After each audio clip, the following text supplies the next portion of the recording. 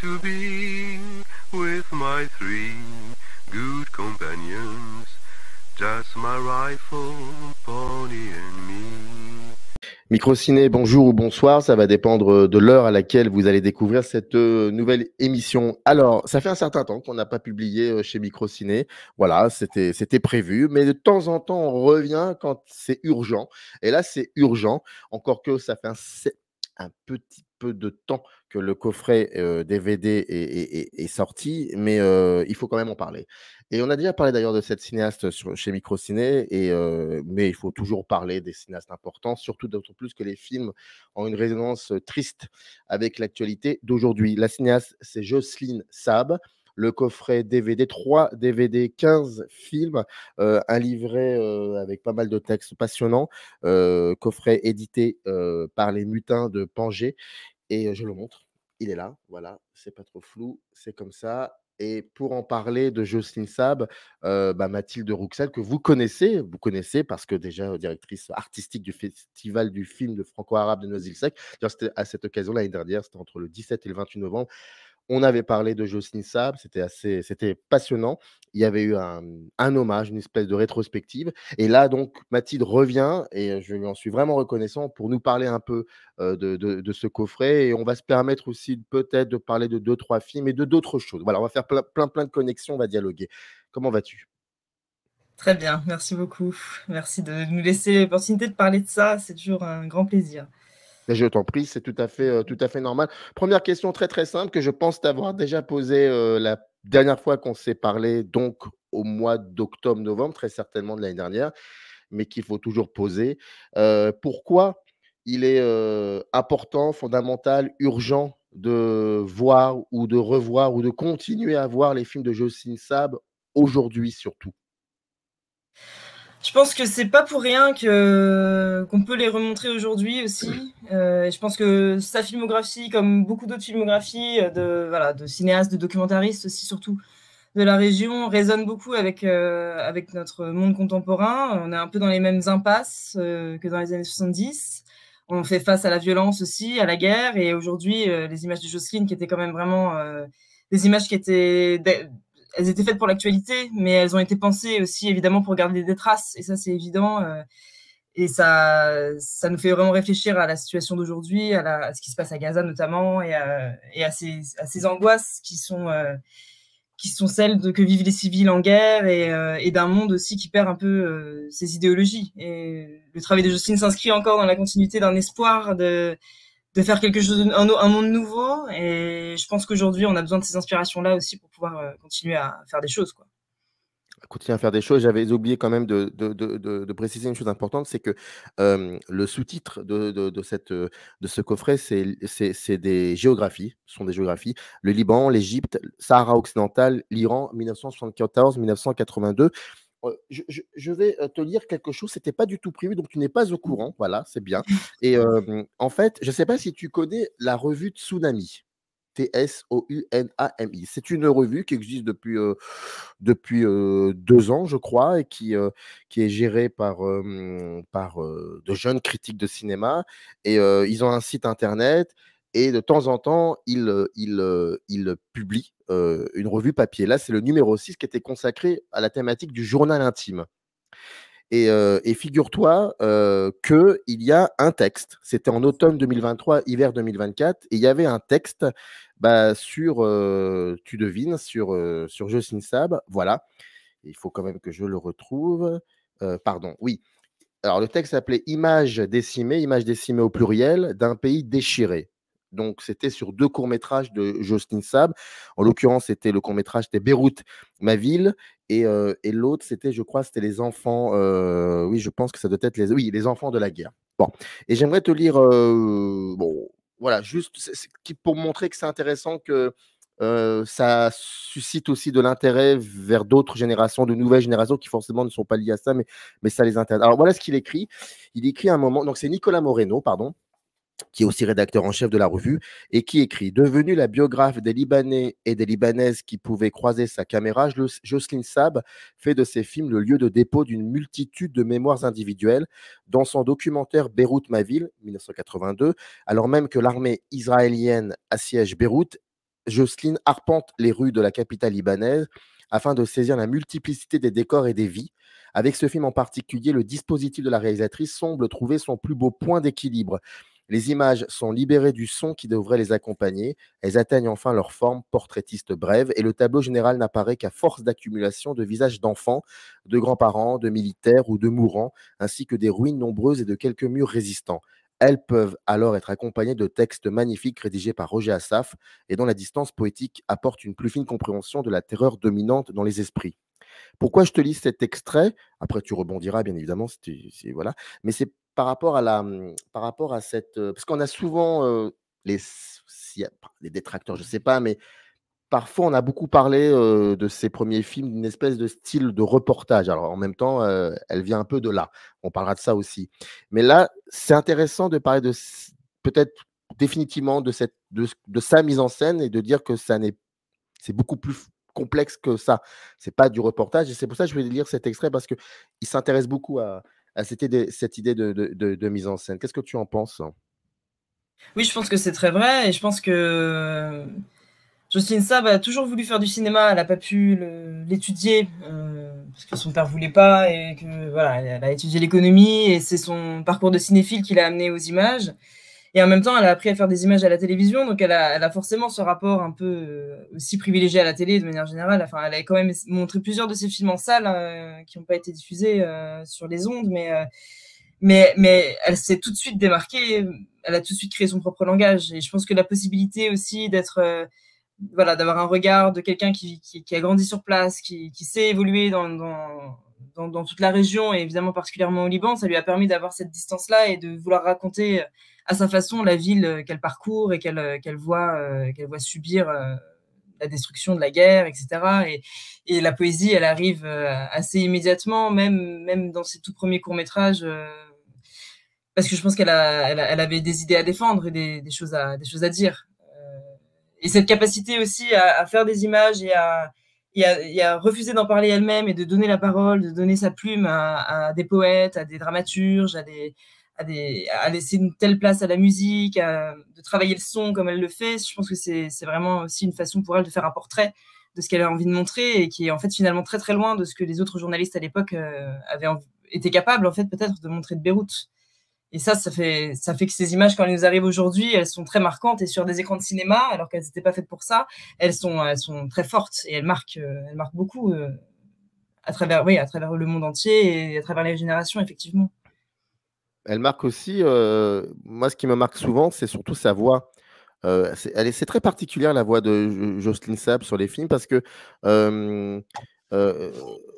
on n'a pas, c'est une voix off qui est vraiment très atypique. Il y a une espèce de, comme si, enfin si, ça donne une forme de rythme au film qui est assez troublant. On peut voir des images effectivement très dures, très complexes, et il y a cette voix qui dit avec une espèce, c'est un peu cette phrase de Richard III dans Shakespeare: je peux tuer et sourire en même temps. Il le dit de manière très calme, très apaisante, et c'est terrible.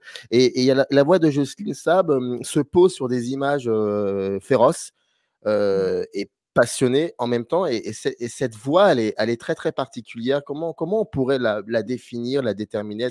Est-ce que cette voix donne un rythme à tous les films qu'elle a accompagnés? C'est une bonne question. Et c'est intéressant parce qu'en plus, le processus de restauration a permis de découvrir qu'elle avait fait plusieurs voix off, parfois en anglais, parfois en arabe, beaucoup de ses films, en fait, finalement. Et que même si elle donnait pas sa propre voix en français, elle la reprenait en arabe, elle la reprenait en anglais. Et effectivement, je sais pas si sa voix définit, parce qu'elle a une diction qu'elle a bien travaillée, voilà, c'est quand même étudié. Il y a un choix des mots qui est effectivement très fort et cette ironie ou cet humour qui est toujours un peu là pour dédramatiser les situations ou ridiculiser des situations où d'autres prennent la parole et qui marquent un peu sur sa distance aussi. Évidemment, ça nous rapproche d'elle en tout cas. Donc ça permet de voyager dans ces films et dans ces images de façon encore plus libre que quand c'est pas sa voix. Mm. Et en même temps, voilà, c'est une voix journalistique, c'est une voix qui essaye de jouer le jeu de cette pseudo-objectivité de la télévision française, de faire un commentaire qui explique aussi, même si ça raconte un peu les choses à côté. C'est quand même c'était destiné à la télévision et aujourd'hui c'est aussi un mode de cinéma que beaucoup peuvent critiquer. Enfin, la voix off qui guide vraiment le spectateur, c'est une forme de cinéma qu'on a perdu aussi, qui est plus ce qui définit aujourd'hui ce qu'on imagine comme de la création. Et en même temps, aujourd'hui, j'entends quand on présente le film Beyrouth ma ville, des spectateurs qui sont déçus de perdre Jocelyne, de plus avoir sa voix justement. Et donc je pense que tu as raison, c'est quelque chose de très fort, très incarné en fait. C'est exactement ça, c'est ça. D'ailleurs, j'ai d'habitude, enfin, décidément, je suis pas très bon journaliste aujourd'hui parce que j'ai complètement zappé quand même de nommer les films, c'est important. Et alors, il y a donc 3 DVD, il y a 15 documentaires, 8h20 de films, tout est écrit dans le coffret, c'est important de les préciser. Et encore, hein, il y a encore plein d'autres films, et ça, on va peut-être en parler juste après. Je vais quand même les nommer. Alors, Les femmes palestiniennes de 1974, Le front du refus, Le Liban dans la tourmente, Les nouveaux croisés d'Orient, qui date de 1975, Les enfants de la guerre, Beyrouth, jamais plus, Sud-Liban, une histoire d'un village assiégé pour quelques vies, de 1976. Donc, c'est 4 films. Hein. Le Sahara n'est pas à vendre et Égypte, la cité des morts, ça date de 1977. En 1978, elle filme, elle écrit La lettre de Beyrouth. En 81, elle va en Iran pour filmer L'Utopie en marche. Ça, c'est passionnant, ça aussi. En 82, c'est Beyrouth, ma ville. Les Libanais otages de leur ville. Et surtout, le bateau de l'exil. D'ailleurs, le film, ça se termine sur cette espèce de journal intime, se termine sur le bateau de l'exil. Et dans le livret, dans ta participation, à un moment, je l'ai relevé, tu parles de monde perdu. Enfin, elle filme un monde perdu, voire même un Beyrouth disparu, la ville de Beyrouth disparue. Je veux dire, ce rapport à quelque chose qui se perd, tu l'avais vu, tu le voyais, tu l'avais vu d'emblée quand tu avais commencé à travailler le cinéma de Jocelyne Sab, ou c'est au fur et à mesure? Je pense que c'est quelque chose qu'on voit tout de suite, en fait. Dès les premiers films sur Beyrouth, pas Les enfants de la guerre, mais à partir de Beyrouth jamais plus, elle filme ça, en fait. Elle filme des traces, elle filme ce qui reste, elle filme elle veut pas filmer ce qui disparaît, parce qu'elle veut pas le filmer comme ça, mais en fait, elle filme ce qui n'est plus et ce qui ne pourra plus jamais revenir. Et il me semble que vraiment... En fait, ce que je trouve assez fort, c'est que entre Beyrouth jamais plus et Lettres de Beyrouth, où justement elle pose des questions, elle se demande qu'est-ce qui est arrivé à sa ville, qu'est-ce qui est arrivé à son pays, et elle essaye d'y répondre en allant voir les gens, en décortiquant la situation politique, en remettant de l'enjeu aussi à d'autres endroits de la guerre qui sont aussi des endroits de lutte de classe, etc., pour essayer de réfléchir un peu à comment trouver des solutions. Mais après 78, après quand elle revient d'Iran et que sa maison brûle, c'est un monde quand même qui disparaît. C'est une histoire aussi du Liban, c'est un patrimoine, c'est hyper symbolique en fait. Et elle est hyper repolitisée à la fin des années 70 et au début des années 80. Son engagement vers les Palestiniens qui était très clair au début de sa carrière et qu'on voit moins à l'image au début de la guerre du Liban, et ça revient d'emblée parce qu'en fait c'est comme ça que ça tient. La gauche, elle tenait aussi avec les progressistes, et le départ d'Arafat et de l'ELP du Liban, ça a acté aussi son départ à elle en fait. Et ça, je trouve que c'est aussi une belle tranche d'histoire qu'on comprend dans une évolution aussi. C'est à la fin d'un monde, pas seulement au Liban. Enfin, je pense c'était la fin de la guerre froide aussi. Enfin, il y avait tout un monde à repenser qui était porté par des cinéastes militants, ou même des soldats en armes finalement, mais qui avaient de l'espoir et qui, voilà, aujourd'hui, si les films sont aussi marquants aujourd'hui, c'est que le Sahara occidental, c'est plutôt pire qu'avant, que la Palestine, c'est plutôt pire qu'avant, que l'Iran, ça s'est pas passé comme elle aurait voulu, elle, en tout cas, à l'époque, quand elle est partie en Iran, et l'Égypte, n'en parlons pas, quoi. C'est vraiment... elle est arrivée au moment où le monde se perd, où le monde s'effondre, en fait. Son monde à elle, en tout cas. Le monde qui a fait qu'elle a voulu faire des images. Mais il y a aussi autre chose, et tu l'as un peu évoqué là, c'est le cinéma, c'est comment fabriquer, cette manière de fabriquer ce genre de cinéma-là est-ce qu'elle voit aussi que d'année en année, c'est plus compliqué De faire des films? de faire ce genre de film en plus? de faire ce genre de film. Je sais pas si c'est ça Est-ce qu'on les accepte, qui l'a freiné. est-ce qu'on les accepte, pardon de t'avoir interrompu, mais est-ce que ces images-là, on les accepte d'emblée? À l'époque, à la télévision française, je sais pas.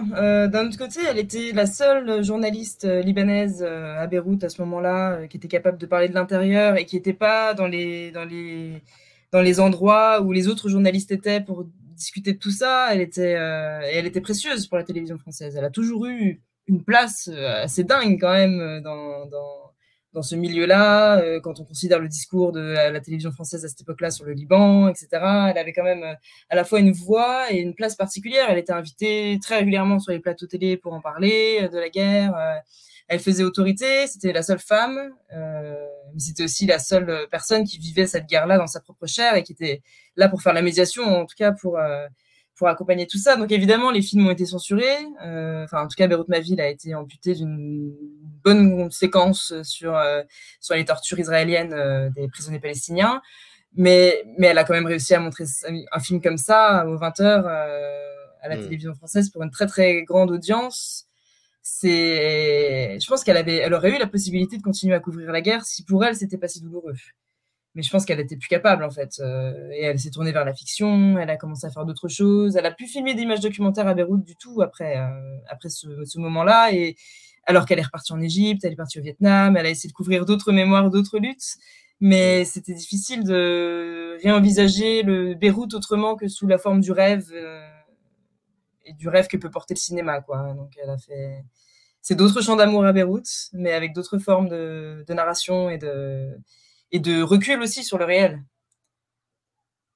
Est-ce que même si, comme tu le disais, elle avait, très vite choisi son camp, celui des Palestiniens, est-ce que ça ne l'empêchait pas dans ses films aussi d'aller questionner d'autres contre-champs? Par exemple, je pense aux Nouveaux Croisés d'Orient ou alors, quand elle peut aussi avoir posé un regard critique sur l'OLP. Est-ce que, c'est ce qui fait aussi que c'est une cinéaste finalement? Oui, je pense que c'est aussi pour ça qu'on arrive à recevoir ces films de façon aussi unanime aujourd'hui. Enfin, évidemment, il y a la critique s'impose. Enfin, voilà, c'est des images qui ont des discours très portés, très politiques et qui peuvent questionner aussi hein, une certaine vision de l'histoire. Mais en tout cas, elle n'était pas militante, elle n'était pas dans un parti, elle a toujours été très libre. Et je pense que ce qui l'intéressait, elle, c'était de comprendre vraiment le pourquoi d'une guerre comme ça et de retrouver l'humanité. Et ce portrait du milicien qui était parti en Algérie faire la guerre pour la France et qui est revenu entraîner des phalangistes au Liban. Ouais. Ce portrait est absolument incroyable parce que finalement, on voit toute la misère de la vie de cet homme et le film s'arrête, on est presque, il nous dit des choses horribles pendant 10 minutes et on est presque empathique à la fin parce que cette personne a été détruite par la guerre, elle a été complètement ravagée. Et Jocelyne filme ça à un moment où au Liban, on ne pensait pas vraiment que la guerre allait vraiment démarrer, on n'y croyait pas. Elle est la première à avoir fait un film sur la guerre civile libanaise avec ce film-là, qui est un film, enfin, Le Liban dans la tourmente, qui suit, qui a été tourné au même moment que ce petit film, et qui suit vraiment toutes les factions politiques pour essayer de comprendre vous en êtes où, vous, par rapport à ce qui se passe, parce que j'ai l'impression que ça sent mauvais, cette violence-là, c'est une escalade qui ne s'arrêtera pas. Et en même temps, voilà, elle a pas fait de portrait géographique, de figures palestiniennes, à part ce portrait d'Arafat, qui n'est pas un portrait d'Arafat, en fait, c'est une image de... Voilà, c'est le départ des Palestiniens. C'est pas... Alors qu'elle fait des portraits, elle a fait plus tard, à la fin de la guerre, un portrait de Jocelyne Rouheri, qui est pas dans le coffret, mais qui était une phalangiste, une milicienne phalangiste aussi, et qui, pareil, raconte des horreurs et qui dit qu'elle ne regretterait rien. Mais je pense qu'elle a besoin de ces figures-là aussi par humanité, en fait. C'est des mains tendues pour faire la paix, d'une certaine façon.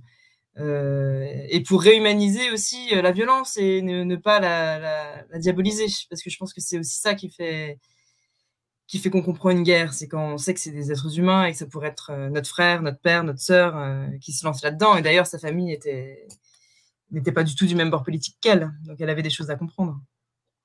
Tu parles du bateau le bateau de l'exil.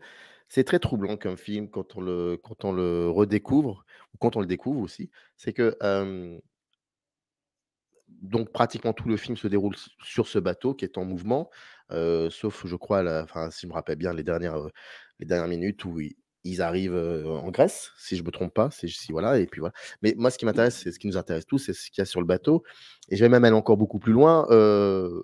Mon intérêt vis-à-vis de ce film se perd quand Yasser Arafat parle. En fait, ce qu'il dit, c'est pas que c'est pas intéressant, mais en même temps, c'est très flou, très cadré, donc c'est pas mais ce qui est bizarre surtout, non pas que je minimise, le rôle de Yasser Arafat, pas du tout. Mais dans ce film, c'est très particulier. On a l'impression, en fait, d'assister, et je vais être, un peu, provocateur, on a l'impression d'assister. C'est comme si tout ce qu'ils ont fait avant, c'était un film, et là, le film s'interrompt, le tournage s'est interrompu, et elle filme les comédiens et les comédiennes. C'est-à-dire qu'ils sont souriants, d'ailleurs, c'est ce qu'elle dit dans le film, et on a cette sensation que le temps est suspendu et qu'il était important pour elle de montrer que ces gens-là sont fatigués, qu'ils ont envie de dormir, par exemple, qu'ils ont envie de sourire, qu'ils ont envie de jouer avec leurs gosses. C'est un film vraiment très troublant. C'est comme si ce film nous montrait, ce que devrait être tout simplement, cette géographie s'il n'y avait pas cette guerre. C'est un film troublant. Alors je sais pas comment, je sais pas qu'est-ce qui lui a, à part le fait de pouvoir filmer ce moment historique, mais est-ce qu'elle s'attendait à ça? C'est une bonne question. Ouais. En tout cas, elle ne s'attendait pas à être convoquée pour être la seule journaliste télé sur le bateau. C'était une grande surprise. Elle n'a jamais vraiment compris pourquoi on l'avait choisie. Et en tout cas, je pense que c'était un bon choix parce qu'effectivement, elle avait déjà couvert un discours d'Arafat dans le sud du Liban, dans Lettres de Beyrouth, etc., au moment de l'invasion israélienne du Sud, en 78. Et en même temps, elle n'était pas là pour faire un film de propagande pro-palestinienne, et en même temps, elle était là pour être capable, parce que c'était une journaliste capable de parler à la France de ce qui se passe sur ce bateau. Et en même temps, la seule chose qu'elle a eu envie de montrer, c'était que la vie continue, et c'est un film plein d'espoir, alors que c'est un film quand même vraiment très lourd. Enfin, Arafat a beau être peu éloquent, on sent quand même le cœur gros qui... Ouais, et puis quand on connaît l'histoire, c'est pas fini encore. Hein. Ah bah non, c'est pas fini du tout. C'est pas fini du tout. Mais là, ils savent pas l'histoire. Et Jocelyne, c'est pas l'histoire non plus. Ouais. Et ça, c'est très fort parce que dans Beyrouth, ma ville qui a été montée après le bateau de l'exil, qui a été fait assez rapidement, on entend Sabra et Shatila. Donc ils savent. Donc le ton est d'autant plus lourd que voilà, on sait que c'est pire que ce qu'on imaginait. C'est pas seulement un nouveau départ, c'est un massacre quoi. Mais là, il fallait absolument pas montrer la défaite. Ces soldats qui jouent au ping-pong. Il y a tout un jeu quand même de construction d'une image pour l'OLP et pour les Palestiniens que Jocelyne a voulu jouer avec bon cœur et qu'elle essaie de transmettre avec une voix off à la première personne, ce qui est quand même aussi très audacieux, quand même, pour, dans un moment historique comme ça, de se dire oui, je vais parler de moi sur le bateau et comment je considère que les choses se passent, quoi. Et en même temps, c'est très humble, parce qu'elle peut pas porter le message de cette troupe de soldats qui doit quitter le Liban et qui s'imaginent qu'ils vont plus jamais pouvoir résister. Il est émouvant quand même, ce film, je trouve. Il est émouvant, et en même temps, quand on connaît aussi bien l'histoire de son cinéma, on comprend que ça sera plus comme avant. Voilà, ça aussi, cette trace dans sa filmographie correspond, le bateau de l'exil correspond au fait que son cinéma va complètement, tout va changer dans ce cinéma et en elle, finalement. Ça, et le fait que sa maison est brûlée. Ouais. Enfin, je pense qu'elle se sentait elle-même déracinée et poussée dehors. C'est pas pour rien qu'elle ouvre le film sur sa maison, Beyrouth, ma ville, et qu'elle reviendra plus vivre à Beyrouth. Je pense que c'est des drames à plusieurs échelles, ces moments-là d'histoire, et que son identification aussi à cette présence sur le bateau, elle est aussi due au fait qu'elle sait qu'elle part. Elle s'est fait violence pour quitter le siège parce qu'elle voulait pas quitter le Liban. Et en partant, Sabra et Shatila, ça s'est déroulé pendant qu'ils étaient encore en Grèce. C'était difficile de rentrer, donc elle-même, elle était dans son propre exil personnel. Donc je pense que c'était évident que son cinéma allait changer de forme. C'est une question qui, c'est le genre de question que posent les journalistes. Ils savent qu'il ne peuvent pas y avoir de réponse, mais je vais la poser quand même. J'imagine bien que depuis le 7 octobre de l'année dernière et tout ce qui s'ensuit, moi, je me suis posé cette question. Je me suis dit, qu'est-ce qu'elle aurait fait, Jocelyne Sab? Je ne sais pas si elle aurait pu faire quelque chose parce que on peut rien filmer, on peut rien montrer, mais où est-ce qu'elle serait à ce moment-là? Mais comment elle aurait réagi? Voilà. Et comme je sais que tu la connaissais bien, à ton avis, comment elle aurait réagi par rapport à ça? À part, bien évidemment, les sentiments que nous devinons. C'est impossible de dire tout ça. Il y a trop de paramètres aussi qui rentrent en jeu. Mais ce que je sais, c'est qu'à la fin de sa vie, dans les derniers mois, bon, elle était très malade aussi. Donc vraiment, c'est difficile d'imaginer qu'est-ce qu'elle aurait pu faire parce qu'elle a été malade longtemps. Mais elle était passionnée. Mais c'était une obsession de l'affaire Ahed Tamimi en 2018. Et elle y voyait le renouveau d'une possible résistance laïque aussi. Et elle regardait d'assez près et elle essayait de comprendre aussi l'engouement de beaucoup de militants de son entourage ou d'enfants des militants de son entourage qui commençaient à croire en la résistance du Hamas aussi. Enfin voilà. Et donc elle était dans un truc aussi à la fois très circonspecte et en même temps toujours admirative de cette résistance-là. Et le dernier film qu'elle avait voulu faire, c'était un peu un regard rétrospectif sur qu'est-ce qu'elle nous fait comme mal aussi, la résistance. Et qu'est-ce que ça... Cette nostalgie de la révolution qui, du coup, elle l'a habité toute sa vie. Les enfants des résistants, ils la subissent aussi. Son film était sur Mei Shigenobu, qui était la fille de Fusaku Shigenobu, qui était la fondatrice de l'armée rouge japonaise au Liban, qui était venue soutenir le FPLP, etc. Et en fait, ce personnage de Mei, Justine le regardait avec une grande tristesse en fait, parce que c'est quelqu'un qui a dû consacrer sa vie à la résistance parce que sa mère était résistante et qui aujourd'hui, voilà, elle a vécu 27 ans cachée pour quel résultat? Et c'était vraiment... Donc qu'est-ce qu'elle ferait aujourd'hui? C'est difficile à imaginer, mais en tout cas, elle se serait sentie évidemment très impliquée parce qu'elle a jamais changé de cap. Elle a toujours été très... Oui, c'est quand même rare les gens qui vieillissent sans perdre espoir en fait. Jocelyne, elle faisait partie de ces gens-là. Toujours en train de lutter, toujours en train de se battre pour des idées et pour des façons de les porter à travers ses films. Mais c'est bien pour elle qu'elle soit plus là pour voir ça, je pense quand même. Hein. Ouais, je me posais cette question, je me disais ça aussi. Parlons de la restauration un petit peu. Enfin, un petit peu. Il faut parler aussi de la restauration parce que sinon, s'il n'y a pas eu restauration, on ne serait pas là ensemble à discuter de tout ça. Est-ce que tu peux nous raconter, enfin, tu nous en avais déjà parlé dans la précédente émission, mais c'est bien de revenir là-dessus aussi sur cette idée de restauration. Et puis aussi nous parler de quelque chose qui aura lieu du 23 au 31 mai, qui est, comme tu me le disais par mail, un prolongement, c'est une continuité. Donc, c'est-à-dire qu'on ne s'arrête pas en si bon chemin, on continue. Donc, je te laisse en parler. Oui, alors ce travail de restauration, ça a été un travail qui a été fait de façon intégralement indépendante, sans aucun financement public et un tout petit financement privé. C'est un travail qu'on a voulu faire. Enfin, bon, comme tu l'as dit, on a restauré 15 films. La filmographie de Jocelyne compte encore 7 courts-métrages en 16 mm et 2 longs-métrages en 35.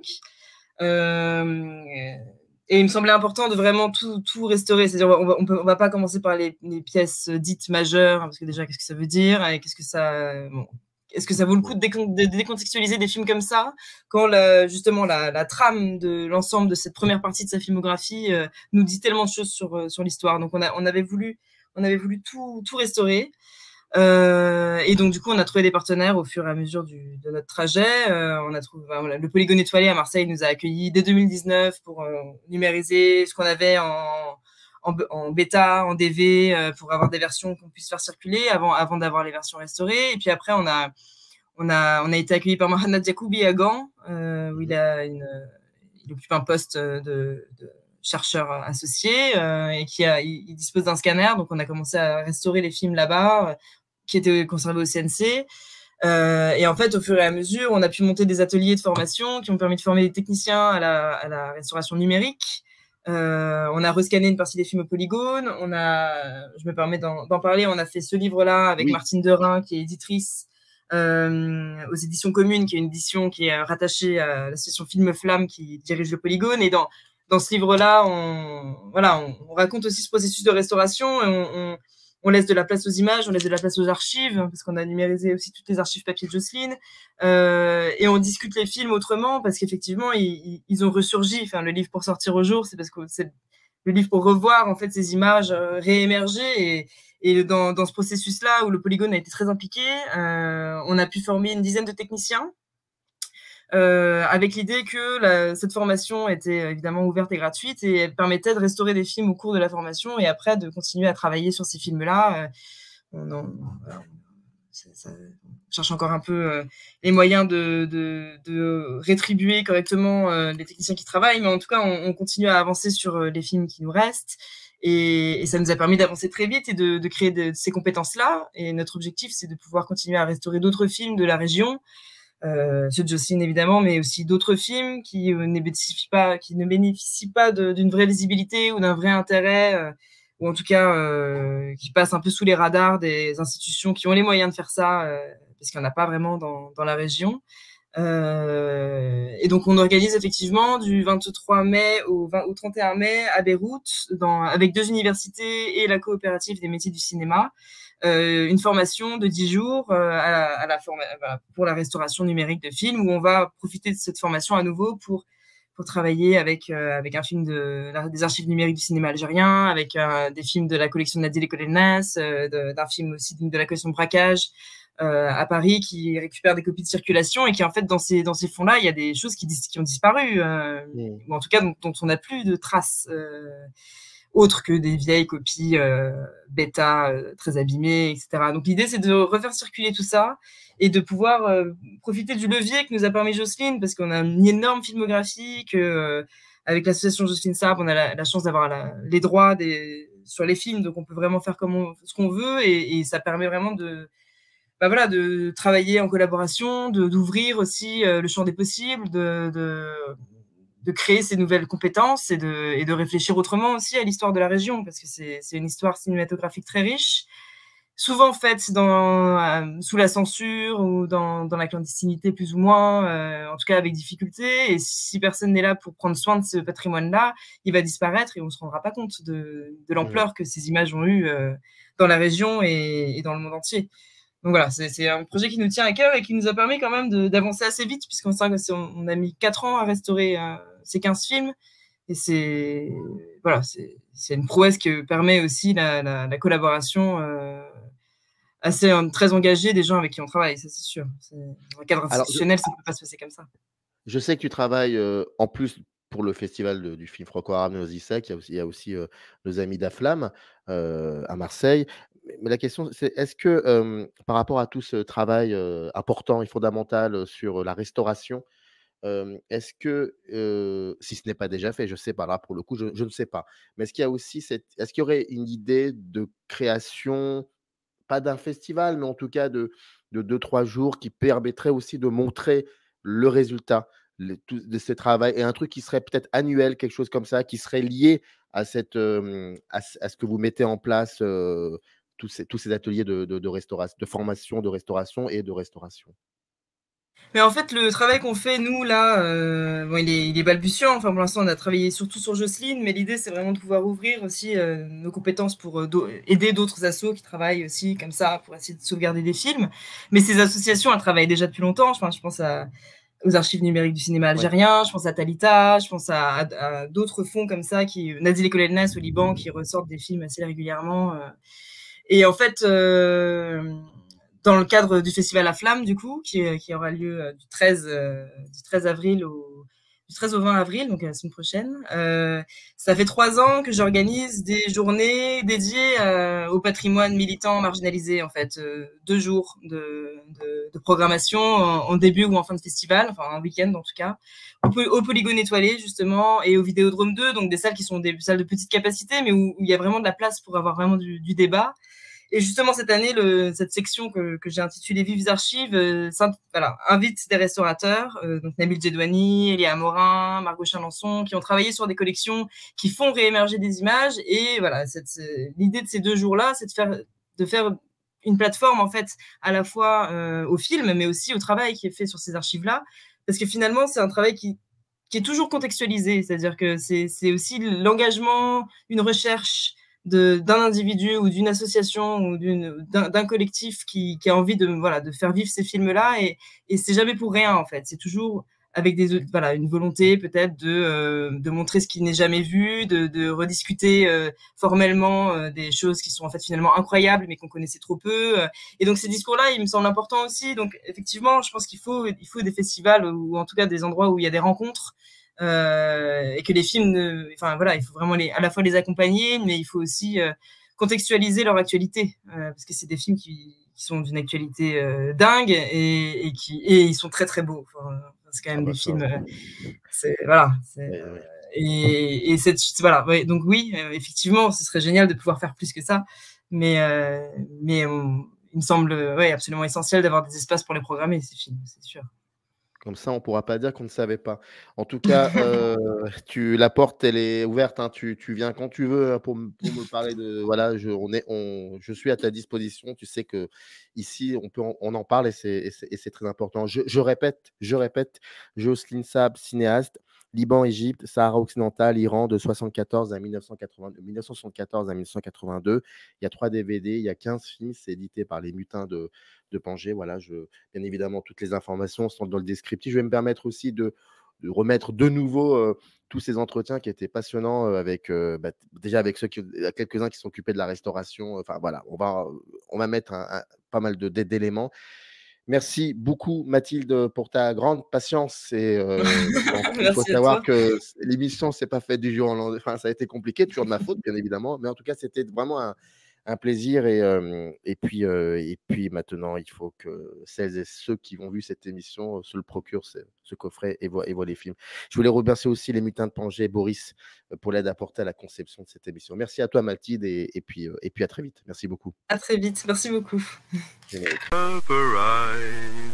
In the canyon, that's where I long to be, with my 3 good companions, just my rifle, pony and me.